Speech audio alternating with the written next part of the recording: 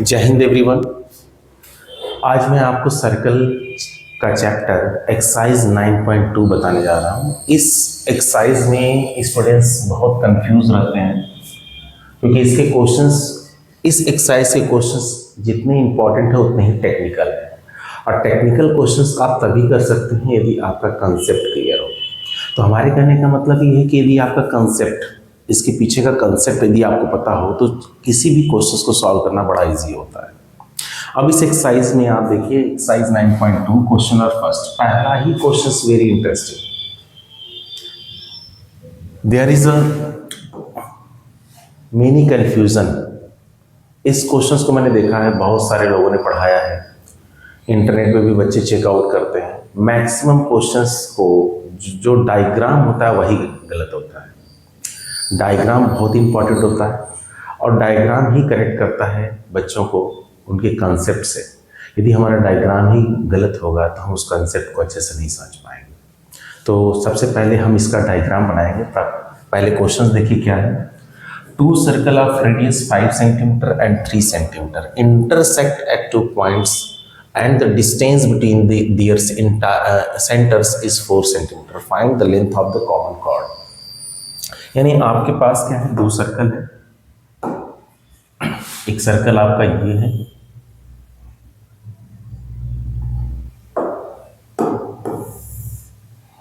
और एक दूसरा सर्कल है।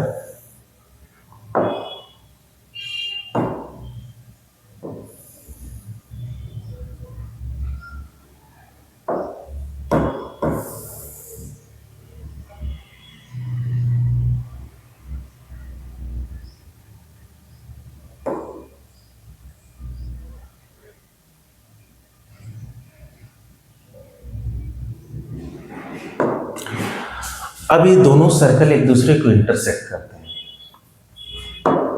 और क्या दिया है कि दोनों के रेडियस 5 सेंटीमीटर एंड 3 सेंटीमीटर है। सपोज इसका सेंटर यहाँ है और इसका सेंटर मान लो सर्कल का यहाँ पर है।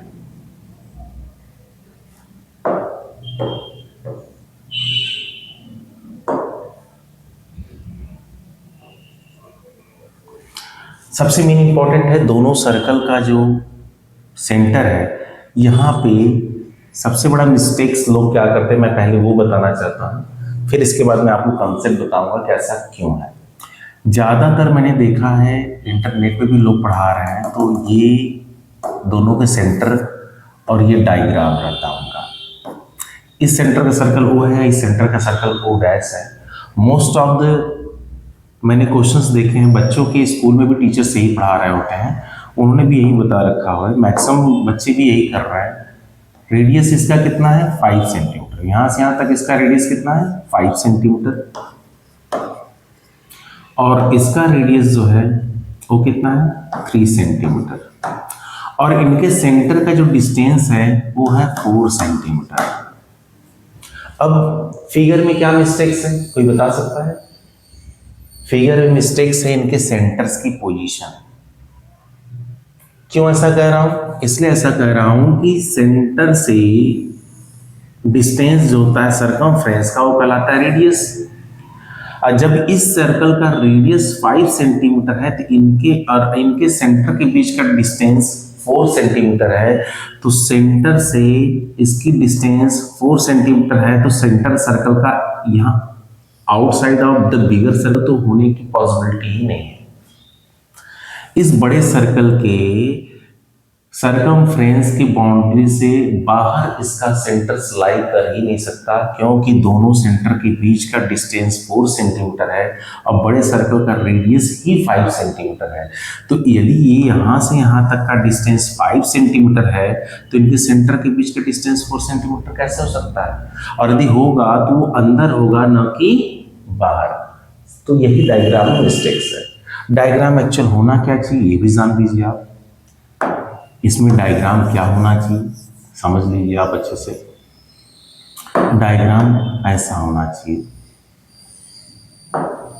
मान लो ये सेंटर ऑफ सर्कल है O और इस सर्कल का सेंटर है मान लो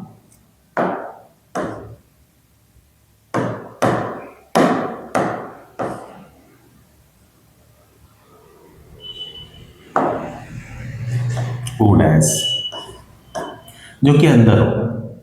ये समझने वाली बात है।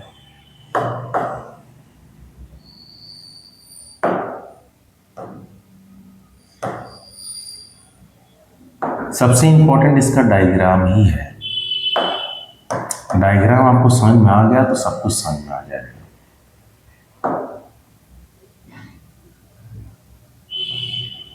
अब इस सर्कल का सेंटर है ओ डैश, ठीक है। अब इनके बीच का जो डिस्टेंस होगा वो कितना होगा, 4 सेंटीमीटर। और ये जो है डिस्टेंस कितना है, 5 सेंटीमीटर। और ये डिस्टेंस दिया है 3 सेंटीमीटर। अब फिगर करेक्ट हो गया, क्योंकि सेंटर, दोनों सेंटर लाई करते हैं 4 centimetre. They are there different distance between them, यानी इनके सेंटर के बीच का जो डिस्टेंस है वो है 4 सेंटीमीटर। यदि हम सेंटर के बाहर इंटरसेक्ट करेगा, इस सरकमफ्रेंस की बाउंड्री के बाहर यदि वो लाई करेगा, तो वो पॉसिबिलिटी ही नहीं है, वो पॉसिबल ही नहीं है। यदि इसे आप कंस्ट्रक्ट करेंगे तो भी इसका centre inside the bigger circle ही लाई करेगा। अब देखिए, अब क्वेश्चंस में दिया है क्या कि two circle of radius 5 and 3 centimetre intersect at 2 points and there the distance between their centres is 4 centimetre. Find the length of the common chord. तो अब इसकी लेंथ, जो कॉमन कॉर्ड की जो लेंथ है वो पूछ रहा है क्या होगी। तो मान लेते हैं कॉमन कॉर्ड जो है वो ए और बी है। क्या है, ए और बी। अब देखिए, अब इसे समझने की कोशिश करिएगा। अब ये आपका डायग्राम हो गया। अब इसको कैलकुलेट कैसे करेंगे, फाइंड आउट कैसे करेंगे, क्योंकि यहाँ प्रूफ नहीं करना है, हमें कॉमन कॉर्ड की लेंथ फाइंड करनी है। सबसे पहले हमें क्या लिखना होगा, गिवन। इसके बाद गिवन में क्या है, two circle of radii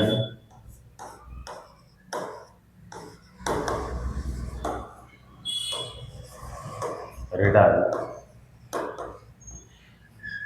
5 centimetre and 3 centimetre intersect at 2 points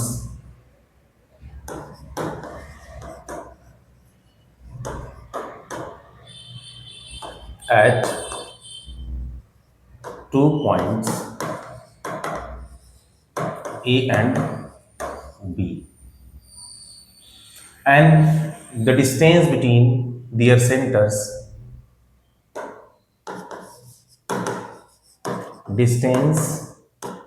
between their centers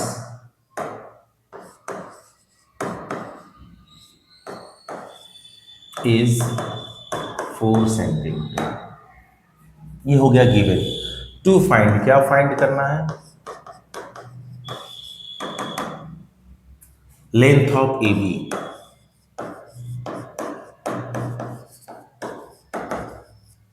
हमें ए बी की लेंथ फाइंड आउट करनी है। अब आते हैं हम लोग सॉल्यूशंस में। अब सॉल्यूशन समझिएगा आप ध्यान से, मुझे थोड़ा इसे स्पेस के लिए छोटा करना पड़ेगा, ध्यान से देखिएगा। अब सॉल्यूशंस हमें स्टार्ट करना है। अब सॉल्यूशंस में हम क्या करेंगे, पहले तो हमें ये पता है कि टू सर्कल, देखो ये थ्योरम पहले हुआ करता था क्लास 9th के बुक में, ओल्ड बुक में, बट अब जो नया अपडेटेड बुक आया है उसमें एक थ्योरम मिसिंग है। क्या मिसिंग है, two circle intersect within a circle then their centres lie on a perpendicular bisector of the common chord. और आज के डेट में ये थ्योरम आपके एनसीईआरटी में नहीं है, ये आर.एस. अग्रवाल में है। तो आर.एस. अग्रवाल की बुक में थ्योरम दिया है, बट एनसीईआरटी में थ्योरम नहीं दिया है। जब ये थ्योरम हुआ करता था तो हम डायरेक्ट उसे अप्लाई करते थे और इसका सॉल्यूशंस बहुत ही छोटे में, यानी बहुत ही शॉर्ट में होता था। लेकिन वो थ्योरम ना होने की वजह से इसका सॉल्यूशंस थोड़ा सा लार्ज हो जाएगा। क्यों, क्योंकि सबसे पहले हमें प्रूफ करना होगा कि ये दोनों सेंटर इस पे परपेंडिकुलर लाई करते हैं। सबसे पहले हमें प्रूफ करना है कि दोनों सेंटर इस पे परपेंडिकुलर लाई करते हैं, और परपेंडिकुलर लाई तभी कर पाएंगे जब हम इसे प्रूफ करेंगे। कैसे करेंगे, तो हम यहाँ करेंगे कंस्ट्रक्शन। अब देखिए यहाँ पे हुआ कंस्ट्रक्शन, हम इसे और इसे क्या करेंगे, ज्वाइन करेंगे। O to B and O dash to B, ठीक है ना। फर्स्ट वी ज्वाइन, अब देखो ये दोनों को मैंने ज्वाइन कर दिया, ये आप लिख सकते हैं क्वेश्चन सम के कॉलम में। अब करना क्या है, अब जब दोनों सेंटर्स को हमने बी पॉइंट से ज्वाइन कर दिया तो आपको दो ट्रायंगल दिखाई दे रहे होंगे।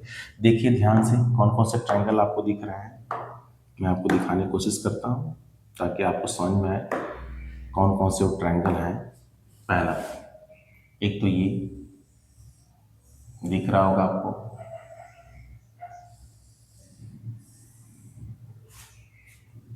ठीक है, और ये कि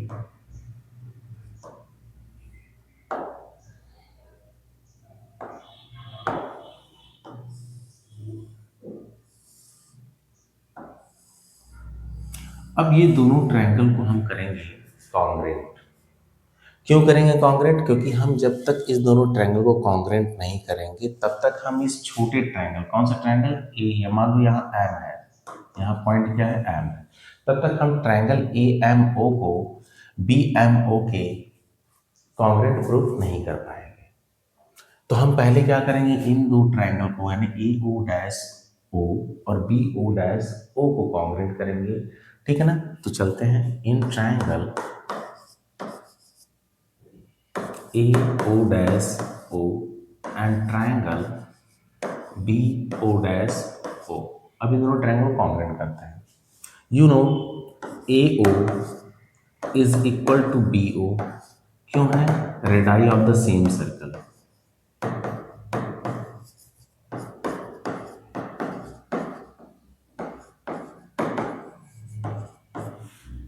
एक ही सर्कल के रेडियस है, इसलिए इनकी लेंथ आपस में बराबर होगी। AO 5 सेंटीमीटर तो BO भी 5 सेंटीमीटर ही होगा। इसकी लेंथ यदि 5 सेंटीमीटर है तो ये लेंथ भी 5 सेंटीमीटर का ही होगा।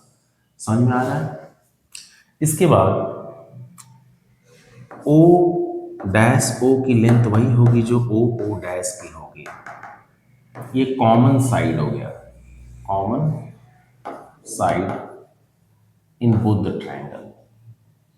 इसके बाद A O dash is equal to B O dash, ये भी होंगे सेम बिकॉज ये भी radii of the same circle है, रेडाई ऑफ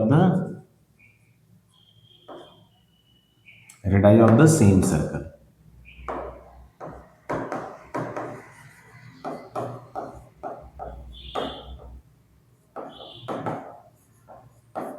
अब देखो आप ध्यान से ए ओ बी ओ के इक्वल है क्योंकि रेडियस है, दोनों बड़े वाले सर्कल के रेडियस है और दोनों की लेंथ 5 सेंटीमीटर की होगी। ओ डैश ओ और O dash they are equal to each other because this is the common one side. Okay, AO dash is equal to BO dash because this side is equal to that side. Then they are congruent. By which properties? You know very well. By which property they are congruent? BO dash O. ये क्यों congruent है? क्योंकि side side side की कॉन्ग्रेंसी criteria से। By triple S कॉन्ग्रेंसी criteria, ये आप लिख लीजिएगा। अब आते हैं, जैसे ही ये दोनों ट्रायंगल कॉन्ग्रेंट हुआ, ये एंगल दिख रहा होगा आपको, ये वाला एंगल यानी ये एंगल आपका इस एंगल के इक्वल होगा बाई सिपिसिटी। तो angle angle O dash O dash angle O dash sorry angle O dash equal होगा एंगल ओ डैश के बाई सी टी। अभी हो गए दोनों ट्रायंगल, ये ट्रायंगल भी कॉन्ग्रुएंट हो गया, ये दोनों एंगल भी इक्वल हो गया। अब हम क्या लेंगे, ये दोनों स्मॉलर ट्रायंगल को, कौन से ट्रायंगल, ए एम ओ और बी एम ओ को, किसको लेंगे, ए एम ओ और बी एम ओ को। थोड़ा सा स्पेस हमें लेना पड़ेगा, थोड़ा सा स्पेस हम लेंगे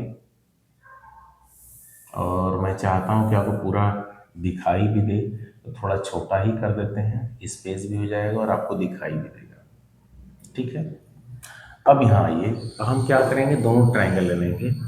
triangle A M O and triangle B M O. In both the triangle A M O और बी एम ओ में आपको क्या दिख रहा है, आपको दिख रहा है ओ ए की लेंथ इक्वल है बी ओ की लेंथ के। फिर से दोबारा आप लिख सकते हैं, रेड द सेम सर्कल।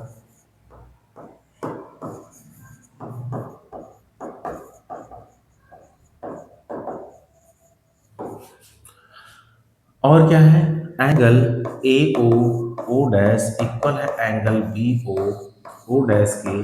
क्यों है, क्योंकि ये प्रूव कर चुके हैं आप, proved above, proved above, proved above. ये जो लाइन आप देख रहे हो, ये वाला लाइन यहाँ आप प्रूव कर चुके हैं, इसे ऑलरेडी ये आप प्रूव कर चुके हैं। अब इसके बाद क्या है, यहाँ पे भी ओ एम इक्वल है ओ एम के कॉमन साइड।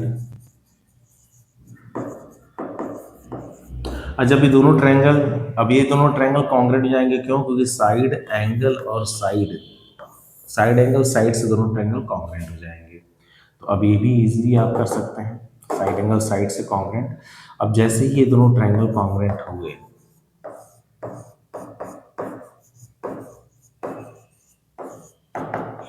अब हमारा काम हो गया आसान। Side angle side criteria, by side angle side they are congruent. जैसे ये कॉन्ग्रेंट हुए, तो ये एंगल आप देख रहे हो, जो यहाँ पे आप दिख रहा है, आप ये एंगल और ये एंगल दोनों आपस में इक्वल होंगे बाई सिपिसिटी। ठीक है, दिखाई दे रहा होगा आपको, ये दोनों एंगल्स आपस में इक्वल हो जाएंगे बाई सिपिसिटी। कौन से दो एंगल, देखिए ध्यान से आप, angle A M O equal हो जाएगा एंगल बी एम ओ के by C P C T. By CPCT, ये दोनों एंगल्स आपस में इक्वल हो गए। अब जैसे ही दोनों एंगल इक्वल हुए, तो हम ये भी लिख सकते हैं कि this angle equal to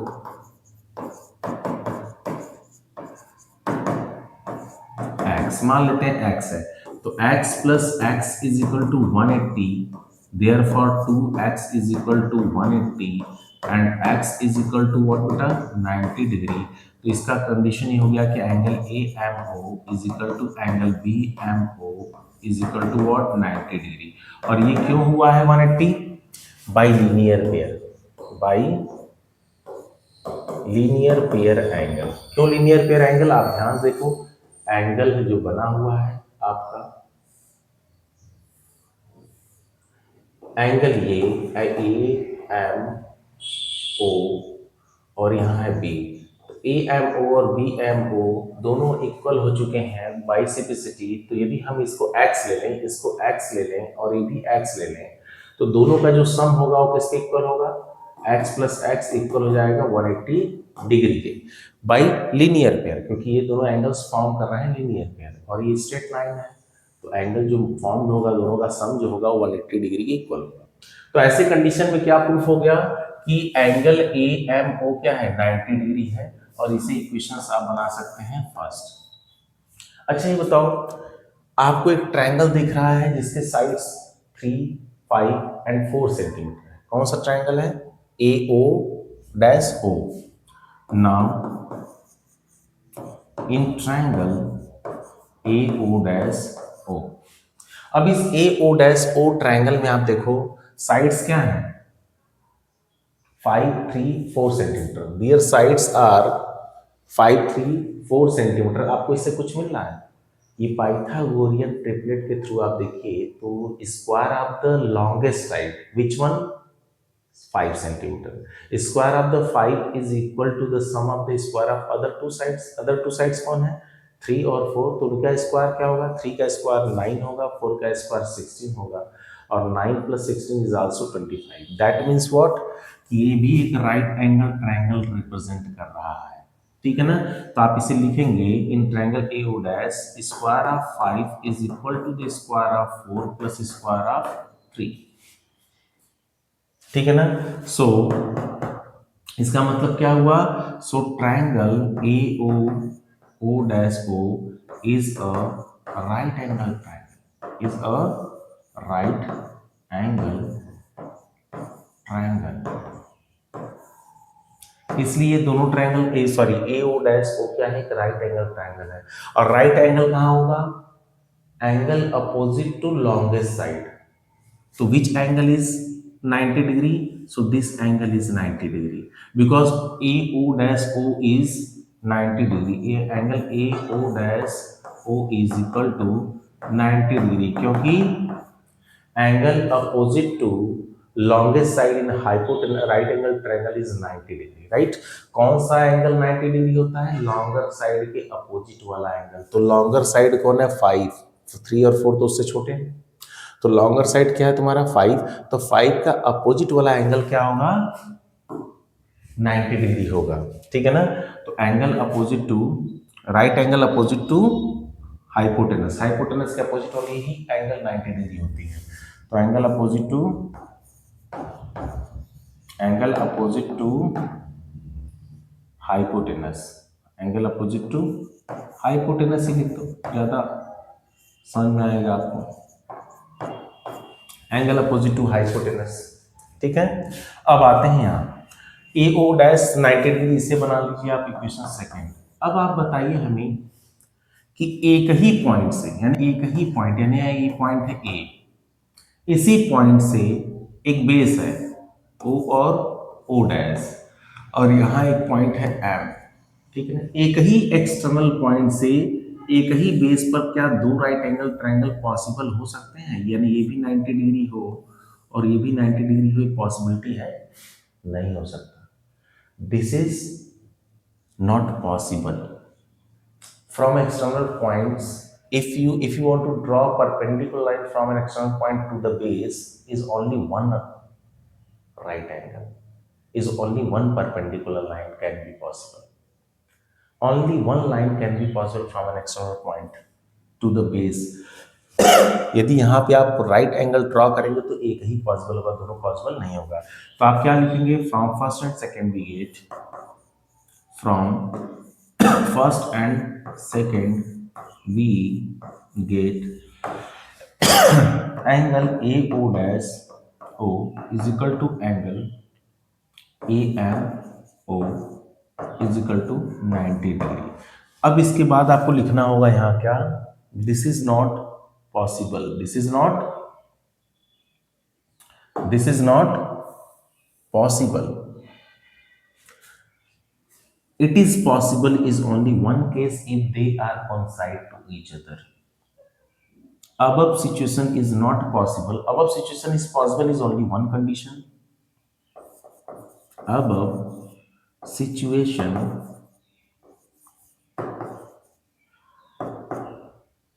is possible when O dash M and coincide to each other. O dash and M coincide to each other. अच्छा, जब O डैश M कोइंसाइड एक ही पॉइंट पे करेंगे, यानी ये दोनों एक ही जगह लाई करेंगे, तो इसका मतलब हो गया, मान लो O डैश कहाँ है? M पर है। कहाँ पे है? M पर है। तो फिगर कैसा होगा? तो फिगर कुछ ऐसा होगा।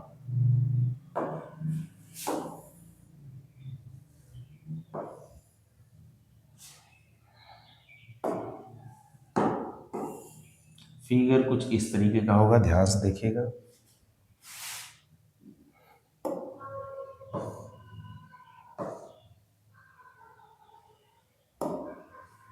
ये हो जाएगी कॉमन कॉर्ड, ये हो गया सेंटर ऑफ सर्कल, और दूसरा सेंटर कहाँ आएगा?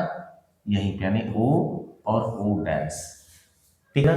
यानी O और O डैश कहाँ लाई करेगा? O डैश और M दोनों ही एक ही पॉइंट को रिप्रेजेंट करेंगे, दोनों ही एक ही पॉइंट को रिप्रेजेंट करेंगे, O डैश को भी और M को भी, क्योंकि they are coincide to each other. अच्छा ये बताइए, जब O डैश और M they are coincide to each other, तो ये लाइन क्या कहलाएगी? डायमीटर ऑफ स्मॉलर सर्कल, क्योंकि O डैश तो सेंटर था ना स्मॉलर सर्कल का, और कॉमन कॉर्ड यदि सेंटर से होके जाएगा, यदि कोई भी कॉर्ड सेंटर से होके जाती है तो उस कॉर्ड को हम क्या बोलते हैं? Diameter of circle. You already read diameter means what? The longest chord passing through the center of circle. तो इसका मतलब ये है कि ये जो AB chord है वो कहाँ से होकर जा रही है? सेंटर से होकर जा रही है. इसका मतलब AB is a diameter of circle. So AB passing through the center of circle, passing through the center of circle,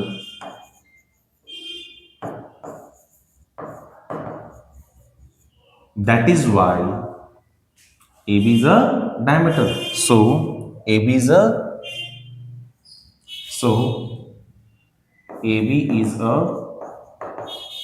diameter of smaller circle. इसका मतलब AB क्या है? स्मॉलर सर्कल का डायमीटर है. अब अच्छा ये बताइए कि स्मॉलर सर्कल का रेडियस क्या है? 3 सेंटीमीटर. तो AB इक्वल टू क्या हो जाएगा? Thrice of radius of smaller circle, sorry twice of radius of smaller circle. क्या हो जाएगा? Twice of radius. कौन सा रेडियस? स्मॉलर सर्कल का.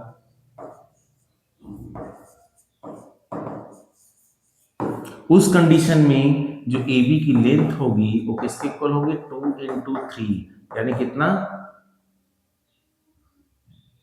6 सेंटीमीटर. कितना होगी? 6 सेंटीमीटर, क्योंकि इसकी length 3 centimetre already given in the question. तो जब AB is the diameter of circle, that is why it is a twice of radius. तो आई होप आप सबको ये क्वेश्चंस बहुत अच्छे से समझ में आया होगा. और इस क्वेश्चंस में सबसे इंपॉर्टेंट टर्म्स यही है. क्या है? सबसे इंपॉर्टेंट टर्म्स यही है कि इस क्वेश्चंस को आप वैसे नहीं करेंगे, गलत फिगर नहीं ड्रॉ करेंगे, सर्कल के अंदर लाई करेगा. एक्चुअल उसका फिगर ऐसा होगा. एक्चुअल उस सर्कल का फिगर कैसा होगा? इस तरीके का होगा. ठीक है? उस सर्कल का फिगर आपका इस तरीके का होगा. ये फिगर एक्चुअली ऐसा होगा. ठीक है?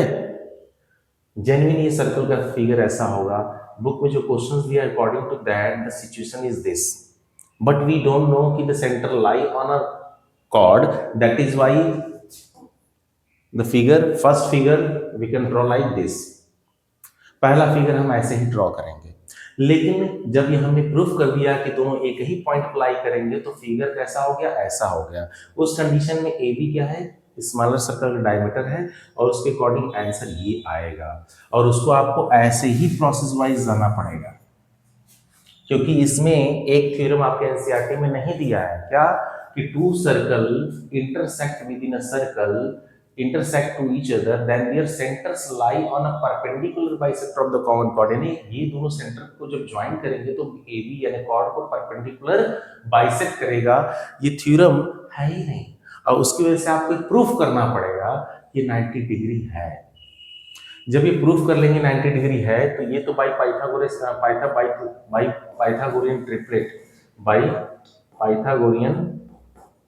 पाइथागोरियन ट्रिपलेट के थ्रू आप ये कह सकते हैं कि ये भी एक ट्रायंगल क्या है? राइट एंगल ट्रायंगल है. जब ये राइट एंगल ट्रायंगल हो गया तो ये एंगल भी 90 हो गया. और this condition is not possible. This is possible is only one condition, if they are coincide to each other.